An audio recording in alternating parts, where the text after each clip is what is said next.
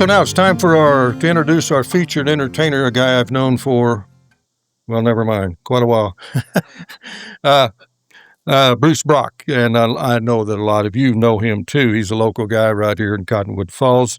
He's been described as a Renaissance man. He kind of earned his cowboy stripes, I guess I'll say, out on an 80,000 acre ranch there in eastern Colorado. And I think he was working out there about 7 years. I believe you told me you made your first saddle out there. And so he's been involved in saddle repair and boot repair, including my own stuff, and for a number of years. When he came back from Colorado, he also worked right up the road here at Elmo Stout's place, and some other local folks, and has been doing quite a lot of work with the Peterson Ranch as well here in the last several years. So, Bruce, I think that's enough. I'll just turn it over to you and let you take it from here, sir. Yep. Okay. Well, I think you told about everything they need to know. So, no, I grew up in Chanute, Kansas, and always wanted to be a cowboy, watching Roy Rogers, and I guess who else? The Lone Ranger and all those, and in 1982. I decided I was going to head west to work on a ranch, and my mom's cousin had a ranch southwest of Kit Carson, Colorado, and they didn't need help, but they knew of the ranch right next to them that did, and I eventually hired on there.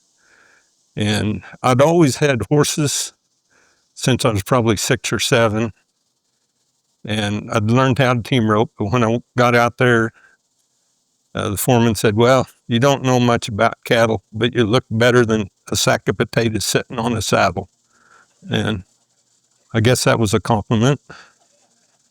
So anyway, like I said, I started my leather shop in the basement of the cookhouse where I lived there. And in 1989, I moved back here and started working for Elmore Stout. And Elmore's favorite saying was, "You get on that Greenbrook horse, don't worry about if he bucks you off. The ground will catch you." And he was right. So, but another thing about my boss out in Colorado, it was Claude Cage, but his dad was Bob Cage, and they used to run cattle here in Chase County. I think maybe back in the 50s, and talked a lot of these old timers, and they remember him.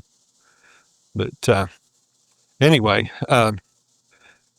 after I left Elmore, I went back to Chanute, and I worked with my dad as a carpenter for 4 years, and I kept in touch with Peterson's, with Randy, and he was always looking for a place for me to open a boot and saddle repair.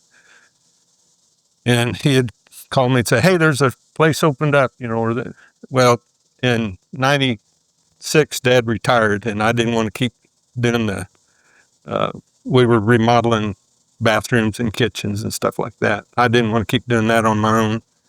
And about that time, Randy told me, he said, "Jim Ballinson would let you open a shop in the basement of the Western store." So that's what I did.